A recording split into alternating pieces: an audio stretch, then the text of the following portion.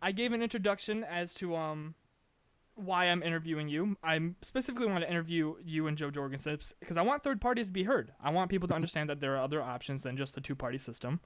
Yeah, And I'll interview you. I'll interview the Green Party. I'll interview any third party that even gets some traction in this country because that's I great. think it's essential for democracy. Hmm. Yeah, Uh, no, I greatly appreciate it. The idea that in a nation of 330 million people that you have two options and they both suck is troubling, and and it's not because there aren't others trying to present themselves as an option. It's because those two parties actively work to use laws to try to keep those parties down and make it nearly impossible for them to even get on the debate stage or even the ballot, much less to get into the White House. yeah, definitely. Now, for you, you are the Libertarian VP, Hmm. and as I see it, that the Libertarian Party had a different way of working now, and that you got nominated through the VP candidate running, Yes, yes. and you were trying to be Vermin Supreme's VP. I'm not Hmm. going to go too far into all that, but I do want to ask. I saw a thing with him recently, interview with Vermin Supreme, and he said that he was for mutual aid, and I just want to understand if you are also in support of that concept. Yeah, absolutely. Mutual aid is far preferable to the system that we have right now, which is essentially corporate-driven welfare. We have a situation, we have a system in this country where in order to keep people down, in order to keep people from working their way up and innovating and threatening the market share of those who are already established, the well-heeled, politically connected multimillionaires and billionaires who run this country, they basically they buy and sell. They buy pandering, craven politicians in the Republican and Democrat parties. They put them in positions of power in the federal, state, and local level, and then they have them impose burdens and barriers and taxes and regulatory barriers and everything else to keep people who don't already have established wealth and power in their place, to keep them from being able to move their way up. And that's why you're seeing over time the ability to work your way up the economic ladder is getting more and more hard. It's getting more and more curtailed.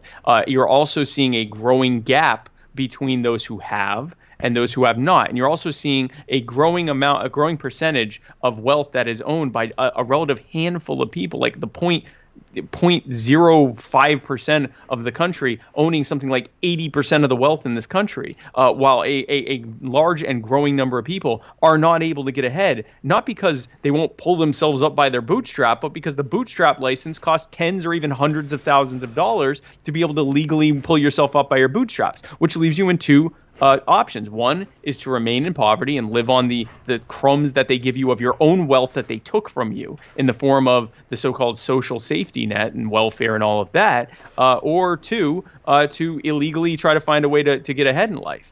So either through something like selling drugs or even just, doing something that otherwise would be legal, but just not doing it with a license. And so then you have the threat of the police coming and through civil asset forfeiture, taking all your stuff and, taking all your money. And now you can't do business anymore. And so it keeps people down. It keeps them low. We also have where it's illegal in most parts of the country to feed the homeless, unless, again, you spend tens of thousands of dollars in various compliance costs to make sure that what you're doing is safe. Now, of course, if you brought the homeless people into your home and fed them, it would be legal in all but a handful of places. But if you take that same food to the same people and they're just outside of your property, now it's totally unsafe. It's totally unsafe and harmful. You certainly cannot give a sandwich to a homeless person. Imagine all the irreparable damage you could do by feeding a homeless person. So when people say without government, who would help the poor? The answer is we would, and there would be far fewer poor people to begin with, and we wouldn't have government actively working to stop us from doing it. So yes, charity, mutual aid, these are the ways forward. And so we don't have a priority of getting rid of the social safety net. We have a priority of putting the ladders back that the government and their cronies took from the people in those nets so that they can pull themselves out of poverty and help those around them so that those communities can thrive and prosper in ways that they have simply not been allowed to. I 100% agree with you. That was a big take. Wow. And that's entirely what I support. The whole branch of that. I mean, we have a system right now that is entirely unbalanced, and I know at Lemoyne here we have classes where we actually go out and discuss these things. I'm actually taking one right now. And the income inequality, there's just discrimination, and now we have the riots the last few months that all broke out because of the police brutality, and that's been a continuous thing for 2 decades. And I don't even know where to begin from here. I have to correct you there. It's been a continuous thing. The police brutality, especially against communities of color and marginalized communities, but police brutality in general started in earnest. Yes, you are really absolutely right. As soon as police have been around, and it's not to say all police are bad, but the abuses that have happened as a result of that, which ultimately led to the Civil Rights Act of 1871, which basically said that if a police or other government official infringes upon your rights, you can hold them accountable. You can sue them for damages. That was perverted in the 1950s when the Supreme Court, in order to protect governments that were infringing upon and brutalizing civil rights protesters, they created out of thin air the ridiculous legal doctrine of qualified immunity. Yeah. And you've probably heard this a lot. For those who don't know what qualified immunity is, it basically says that police officers and other government officials cannot be held liable for what they do if they determine, not they as police officers, but that individual officer or official who is being accused decides that what they did was perfectly reasonable and within the scope of their duties. Imagine if you could go to court and say, Your Honor, I know that I've been accused of homicide, but I think what I did was perfectly reasonable. And the judge goes, oh, okay, well, then we'll drop the charges. That's qualified immunity. And qualified immunity allows for a Derek Chauvin, who is the man who murdered George Floyd. He had 17 other complaints against him before he murdered George Floyd, including wrongful death complaints. He may have murdered other people. And the Minneapolis Police Department, when they looked at Derek Chauvin, they did the same cost-benefit analysis that police departments around this country do every day when they encounter the bad apples in their bunch there. They looked at him and said, "This officer's terrible. He's infringing upon people's rights. He's harming people. He may have murdered people. But if we try to get rid of him, it's going to cost us a fortune. We're going to have to fight the police unions tooth and nail. It's going to cost us a fortune, and there's no guarantee we'll even be able to get rid of him. And he's not costing us anything by staying on the force because of qualified immunity. We can't be sued. He can't be sued. So we're not losing anything by keeping him on the force.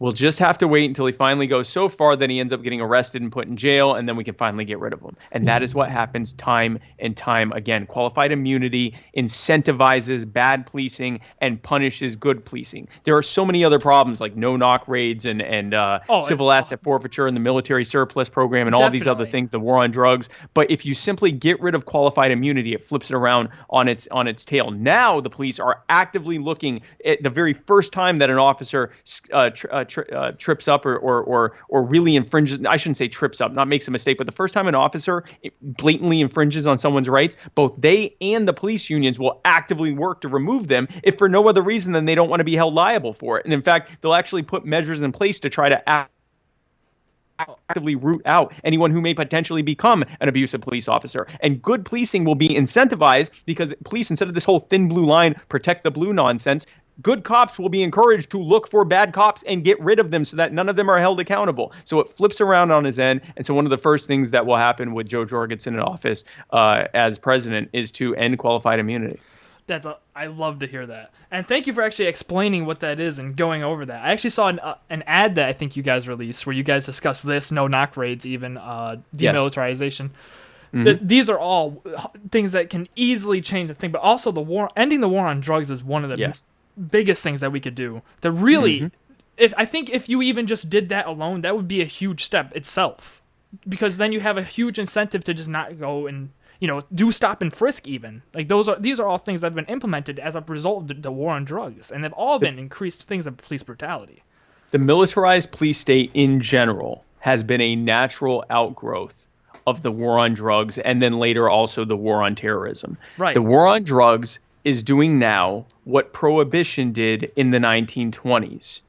It did not solve the problem of people getting drunk. It did not solve the problem of addiction. It did not solve the problem of spousal abuse or joblessness or any of the things that it claimed to do. It made those problems worse. And the reason it made them worse is because it took the market and the demand and supply for alcohol out of the, out in the open market and put it in the black market. It put it in the hands of criminals and gangs and cartels. It enriched people like Joe Kennedy and Al Capone to take over entire parts of the country. They were so wealthy. It led to massive increases in gangland violence. People, the St. Valentine's Day massacre and multiple other shootings and mass shootings and actual wars happening in the streets of our communities because they were protecting their turf. And the very second they ended prohibition, all of that ended. Almost immediately overnight it ended because those mafias and rum runners and cartels that had created so much power from alcohol, they lost their biggest source of income. And they've never fully recovered until the war on drugs happened. Now they have a captive market of selling all of the other intoxicating substances, which has enriched the cartels both here and in other countries. It has criminalized addiction because the vast majority of drug dealers that go to jail are not drug kingpins. Those are the ones that can pay off cops and prosecutors and never go to jail. Exactly. It's the people going to jail are drug addicts who sell drugs to support their addiction. So we are criminalizing addiction by throwing drug addicts in jail where they now are being used for free prison labor to benefit those states and the for-profit prison labor contractors that are making so much money on it that they're actually traded on the stock market. And it's reached a point where the states actually have minimum quotas of the American people living in their states that have to be in their prison at any given time. Do you think that with a quota in place that state is likely to get rid of victimless laws when they have victimless crime laws? Absolutely when they not. have to fill their quotas? We think those quotas are unconstitutional, by the way. We would absolutely challenge them. But ending the war on drugs does so much to fixing the core part of the problem. And we know why the war on drugs was implemented. The person who implemented the war on drugs under Nixon said it was specifically set up to criminalize being a hippie or being black or being Mexican. They tied weed to Mexicans. They tied hallucinogenics and weed to hippies, and they tied heroin and cocaine to black people. Right, the whole entire counterculture movement. And it was built to Exactly. It was built to put the counterculture in jail and to criminalize them, not for being counterculture, but for using these dangerous drugs while they got drunk doing it. This is what we have as a society. And it's no wonder that it's being disproportionately used against those with the least: poor people, people of color, gender and sexual minorities, religious and ethnic minorities, the homeless, immigrants, and so forth. It's being used against the people who can't defend themselves. So ending the war on drugs ends the militarization of the police state. It ends civil asset forfeiture. It ends so many other things that were built around this multi-trillion-dollar brutalization of people and creating a situation where the United States, we call ourselves the land of the free.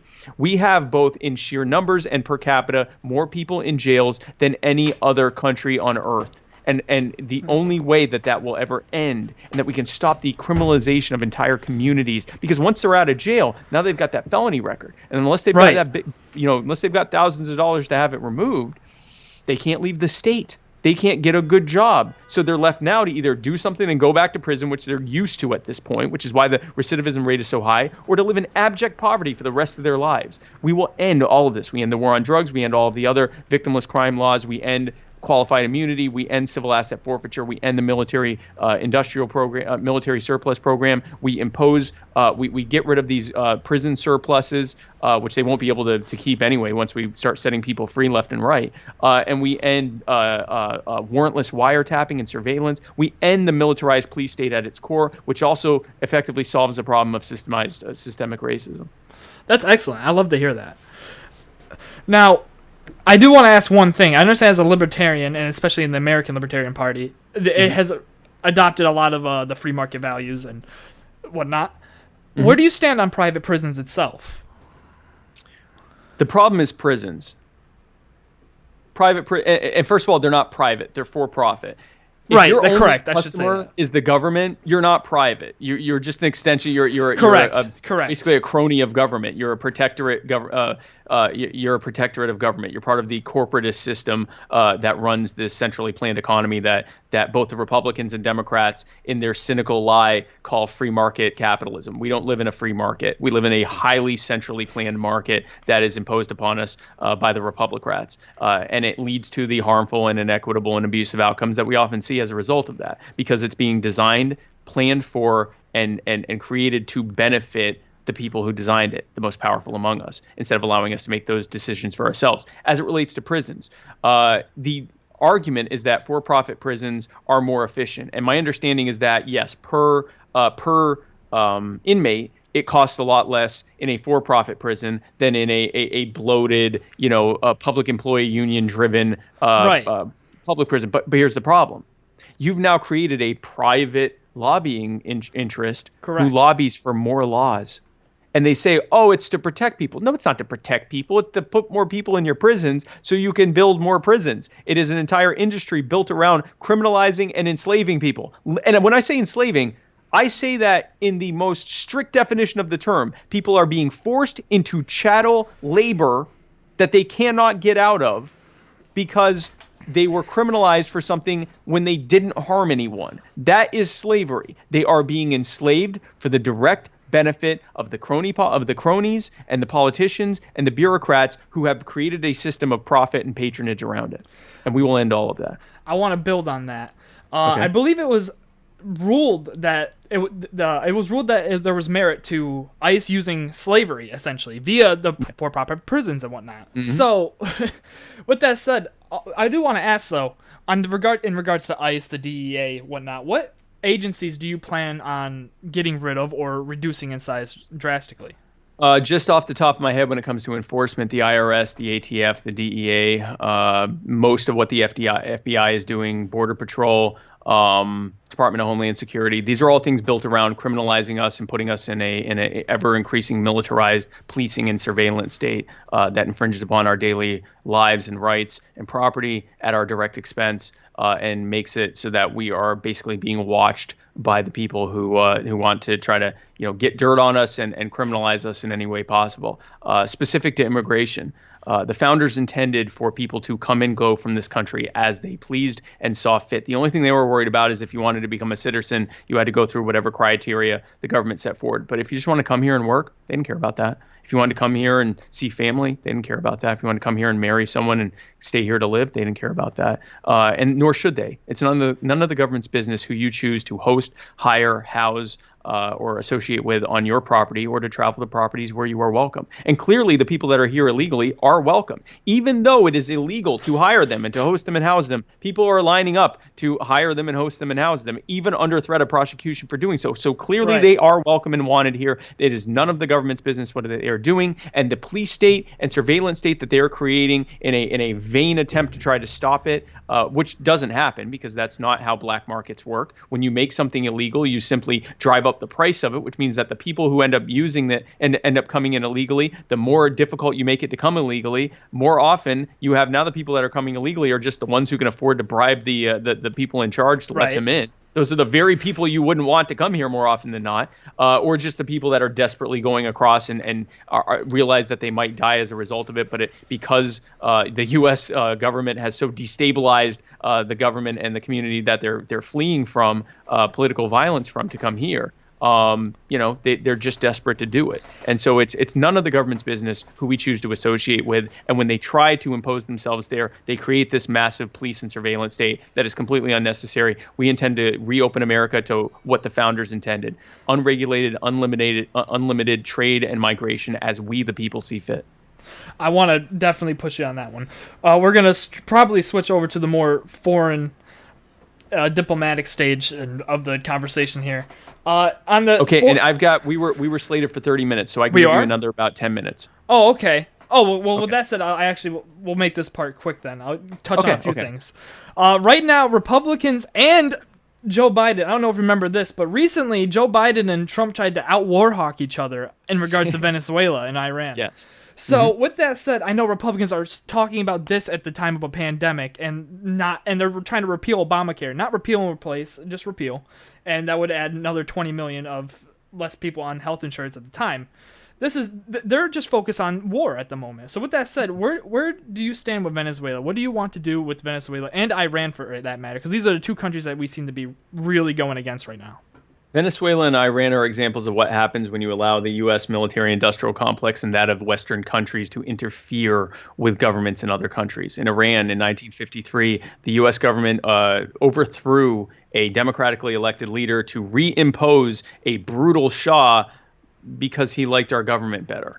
And as a result, it led to the blowback of the creation of the Iranian Revolution, so that now the Iranian people are ruled over by religious zealots, by the Ayatollahs. But they did that as a blowback to what we did there. Because at one point, if you look at pictures of Iran back in the 1930s, 40s, 50s, it looked like most European countries at the time. It did not look like it looks like now. What we have now is a direct result of U.S. foreign policy. Same thing in Venezuela. Now, I will say this. I disagree with the Chavistas. I disagree with the Bolivarian socialist movement. I also don't believe that government, the U.S. government, getting involved is going to make it any better. We have over a century of U.S. interventionist policy to glean from what happens when we try to bomb people into peace and try to brutalize them into prosperity. It doesn't work. It does not work. It leads to more harmful and inequitable and abusive outcomes. The best way to deal with bad actors is to be a better actor. Through trade, through diplomatic relationships, through removing the boogeyman of them saying, oh, well, we have to be this way because of the terrible U.S. No, we're not bothering you at all. You can do whatever you want. We're over here. You want to trade with us? We'd love that. That's how you fix this. We call ourselves the beacon of liberty. Let's actually be it. Let's demonstrate through peace and through friendship and trade and through not being a brutal police state in our own country that freedom actually works and that liberty and peace and goodwill and trade actually work by actually doing it instead of just talking about it.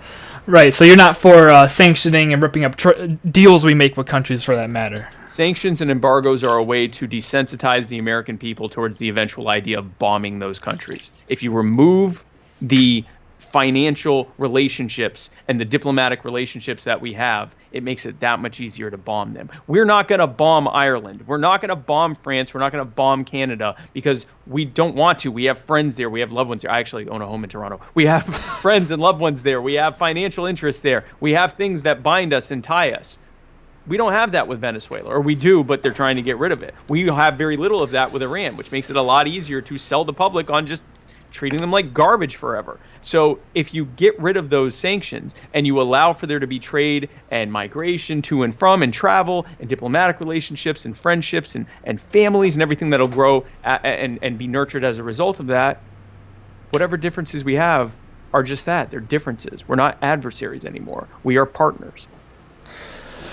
Fair enough. Now, would you like to touch on healthcare? Joe was very adamant about touching on healthcare. So I do have to because we only have a few minutes left. Right.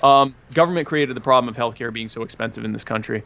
The government, contrary to the belief that we have free market healthcare, we have nothing of the sort. The government, federal government and state government spend more money per patient than almost every other country on earth. Oh, correct. And then once you factor in what we're paying over and above that, we're paying something like 3 times the developed nation average. We have a system that is built around enriching cronies at our direct expense. And anyone who thinks that same organization who imposed that upon us and has caused people to die because of lack of ability to afford proper care is suddenly going to be a better actor if they are fully in charge of deciding who even gets care or not, I simply submit to you the Veterans Administration. It isn't true. Nationalized health care does not work. It certainly doesn't work when it's imposed upon you by the very people who made you desperate for healthcare because of the driving up the cost to begin with. 75% of the cost of healthcare is driven directly by regulations and taxes and other red tape with compliance with Medicare, Medicaid, and government mandated insurance. We wouldn't even want health insurance if it weren't for the government that had imposed it through FDR's wage caps, which led to employers finding a workaround through comprehensive health insurance. We don't have comprehensive car insurance. No one wants to pay thousands of dollars a month for car insurance, but then they take care of if you get a flat, and they take care of your windshield wipers and your gas. Right. Pay for that stuff out of pocket, which keeps the price equilibrium down because now providers are working directly with the consumer, which means that they know if they jack the price up too much, they're not going to have any customers. So they have to keep it in an equilibrium of what people are able to pay. It is called the spontaneous order of human action in a market and a people set free. And that is how it works. And so in that way, we have to apply that to everything, including healthcare. Get government out of healthcare. It becomes affordable. Put the power back in the hands of patients and doctors where it should have always been. I think Singapore is actually a good example of what you're trying to basically push for. It is in much a sense. more free market than what we have. Absolutely. Right. There are certainly there's like a 2-tier system. Some people have guaranteed care. It is certainly head and shoulders above us, and it is far more free market than what we have. Fair enough. Now, is there any closing remarks or statements that you'd like to make? Just that, we are trying to set America free. And the common theme that you have heard here is that we believe that the aggression, it is aggression. The aggression and coercion of the Republicrats has caused exactly what one could expect from such an arrangement. It has led to harmful, centrally planned, arbitrarily defined, and crony-friendly policies that are expressly designed to keep you desperate and anxious and reliant and not knowing where your next paycheck's coming from and not knowing what your future holds because they have to keep you desperate for 2 reasons. Number one, you need them. Actually, 3 reasons. Number one, you need them. Number 2, you don't threaten the market share of the well-heeled cronies that created these barriers for you through their proxies and government. And number 3, it keeps you at each other's throats. It keeps you from being able to step back and say, wait a second.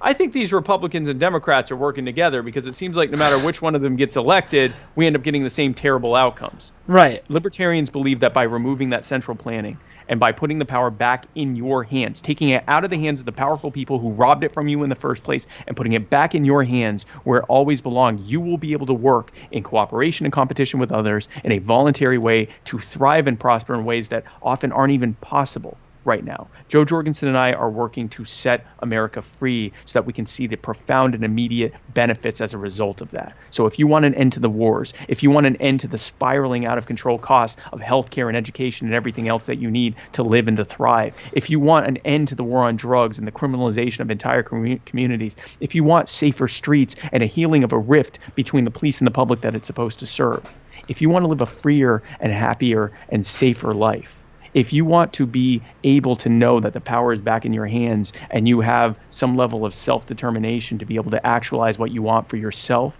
and your families and your communities and loved ones, then I encourage you to vote for Joe Jorgensen and me on November 3rd. And I encourage you to tell your friends about us. And I encourage you to go to Joe20, that's JO20.com. If you'd like, you can fill out our volunteer form, and we'd love to have you on the team, helping us on the grassroots to let everyone know about us. And if you're able to make a contribution, that would be greatly appreciated. We have a donation button, and any amount you can give is greatly appreciated. And Raymond, I absolutely appreciate your time, and thank you everyone to listening and tuning in. Thank you for definitely having this conversation with me. I wish you luck. Thank you very much. Have a great day. You as well. All right. Bye-bye.